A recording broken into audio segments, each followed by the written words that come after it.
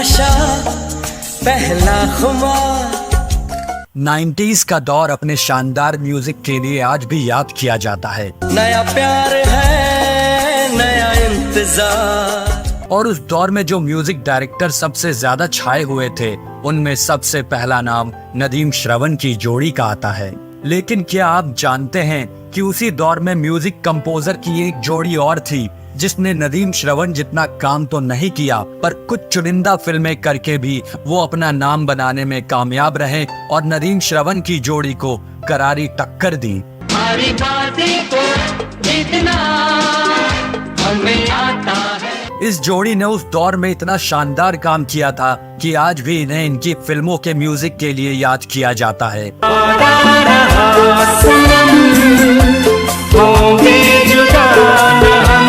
खुद को क्या समझती है, इतना हद करती है, कॉलेज में क्या खबर थी जाना, तुमसे प्यार हो जाए। आपको जानकर हैरानी होगी कि DDLJ कुछ कुछ होता है, मोहब्बतें और फना जैसी फिल्मों में म्यूजिक देने के बाद भी इस जोड़ी को नंबर 1 म्यूजिक जोड़ी का खिताब कभी नहीं मिला और ना ही इन्हें कोई फिल्म फेयर अवार्ड मिला।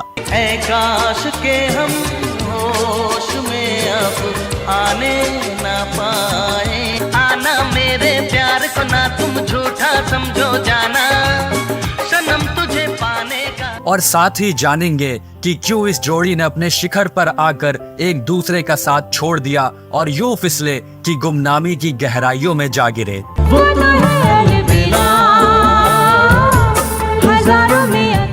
आज इस वीडियो में हम जानेंगे कैसे म्यूजिक कंपोजर की जोड़ी जो सगे भाई भी थे, जतिन ललित, एक ऐसा नाम जो 90s में वो दूसरा नाम था जो नदीम श्रवण के बाद लिया जाता था। बॉलीवुड के सबसे कामयाब म्यूजिक कंपोजर जतिन और ललित ने अपने गानों से सालों दर साल लोगों के दिलों पर राज किया है। मेरे ख्वाबों में जो आए, आके मुझे छेड़े। रुक जा ओ दिल दीवाने,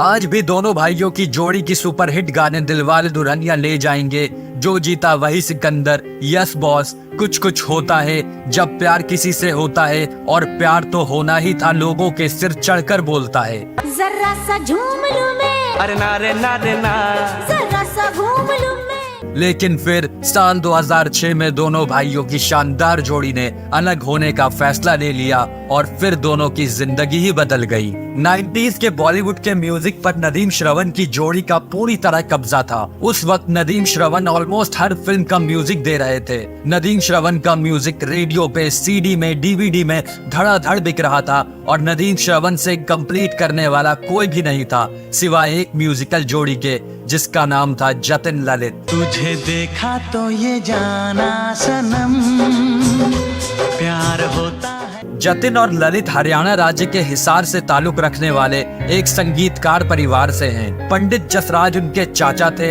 मुख्य रूप से उन्हें संगीत की शिक्षा अपने पिता पंडित प्रताप नारायण से मिली। जतिन ललित की जोड़ी का बनना एक इत्तेफाक ही था जिसने वो कारनामा कर दिखाया जिसकी कोई उम्मीद ना थी। 80 के दशक की शुरुआत में जतिन ने अपने बड़े भाई मंदिर के साथ मिलकर जतिन मंदिर के रूप में टीम बनाई थी। हालांकि इस जोड़ी के नाम कभी कोई बड़ी हिट फिल्म नहीं रही और ये जोड़ी कोई खास परफॉर्म भी नहीं कर पाई। इसी दौरान पंडित प्रताप नारायण के सबसे छोटे बेटे ललित ने भी संगीत के प्रति अपना प्रेम जाहिर किया और म्यूजिक कंपोजर बनने की सोची। क्योंकि जतिन मंदिर की जोड़ी नहीं चली थी और ललित भी अपनी पहचान बनाने के लिए उत्सुक थे, इसलिए संगीत संयोजन पर फिर से विचार करने का निर्णय लिया गया और इस तरह जतिन ललित जोड़ी का गठन हुआ। जोड़ी के रूप में उनका पहला प्रयास एक निजी एल्बम रिदमिक लव था। इस एल्बम में बहुत से गाने थे जो हिट थे। फिर उन्होंने 1991 में हिंदी फिल्म यारा दिलदारा के लिए म्यूजिक तैयार करके अपने करियर की शुरुआत की। हालांकि यह फिल्म तो नहीं चली, लेकिन इसका म्यूजिक हिट रहा। इस फिल्म का सबसे मशहूर गाना बिन तेरे सनम था जो चार्ट में सबसे ऊपर रहा। बिन तेरे सनम मर मिटेंगे हम, आ मेरी जिंदगी। इसके बाद 1992 में आई फिल्म खिलाड़ी के लिए इस जोड़ी ने म्यूजिक कंपोज किया। यह फिल्म जतिन ललित के साथ साथ अब्बास मस्तान और अक्षय कुमार के लिए भी मील का पत्थर साबित हुई। देखा तेरी मस्त निगाहों में खिलाड़ी का म्यूजिक सुपर डुपर हिट हुआ और जतिन ललित की जोड़ी की बात बन गई।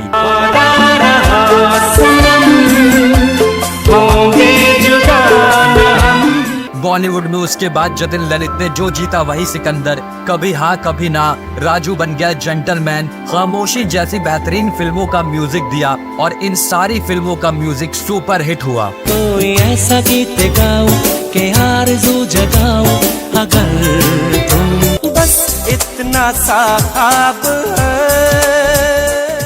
पर जब जतिन ललित ने दिलवाले दुल्हनिया ले जाएंगे का म्यूजिक कंपोज किया तो तहलका मच गया। इस फिल्म ने इन्हें अलग लेवल पे ही पहुंचा दिया। कल्ट क्लासिक दिलवाले दुल्हनिया ले जाएंगे जतिन ललित के लिए एक बड़ी सफल फिल्म थी और जिसे अब तक के सर्वश्रेष्ठ बॉलीवुड साउंड ट्रैक में से एक के रूप में याद किया जाता है। उस वक्त जतिन ललित को मान लिया गया कि यही नदीम श्रवण के असली राइवल से दिलवाले दुल्हनिया ले जाएंगे का म्यूजिक सुपर डुपर हिट हुआ। ये एक ब्लॉकबस्टर म्यूजिक एल्बम था।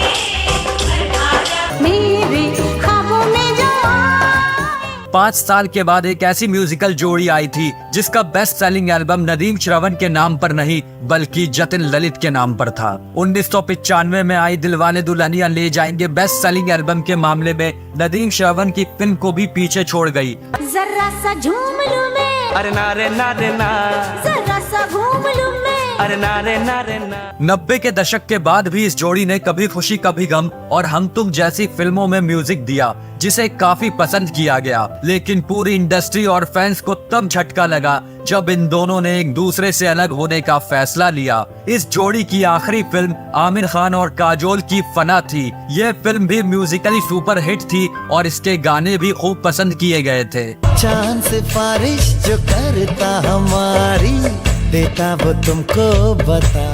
2006 में अलग होने के बाद दोनों भाई जोड़ी में नहीं बल्कि सोलो म्यूजिक देने लगे, मगर इन्हें वो कामयाबी नहीं मिली जिसका स्वाद इन्होंने एक साथ जोड़ी में रहते हुए चखा था। इनके अलग होने के पीछे क्या वजह थी इस पर इन दोनों ने कभी खुलकर बात नहीं की, पर लोगों ने इसे पारिवारिक जमीन जायदाद की लड़ाई बताई तो किसी ने काम में मतभेद होना बताया। पर सच्चाई क्या थी इसका पता तो आज तक नहीं चल पाया है। पर मीडिया की एक रिपोर्ट की माने तो इनके अलग होने की वजह म्यूजिक इंडस्ट्री में आए बदलाव को माना गया। स्टार्टिंग 20s में डायरेक्टर और प्रोड्यूसर फिल्मों के म्यूजिक के साथ कुछ नया एक्सपेरिमेंट करने लगे थे।